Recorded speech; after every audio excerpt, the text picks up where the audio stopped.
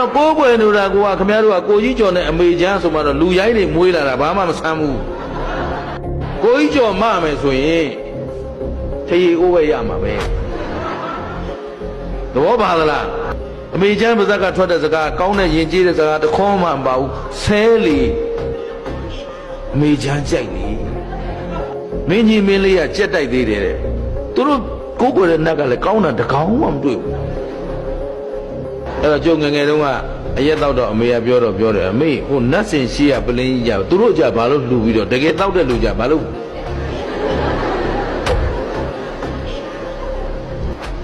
နတ်တောင်အရက်တိုက်နိုင်သေးကျုပ်သားခမည်းသားကြီးဗျာသားကျုပ်ကတိတ်ကြိုက်တာတိုက်ပါလားလို့ဆိုငူတယ်ဗျာအဲ့ကြသဘောပါလား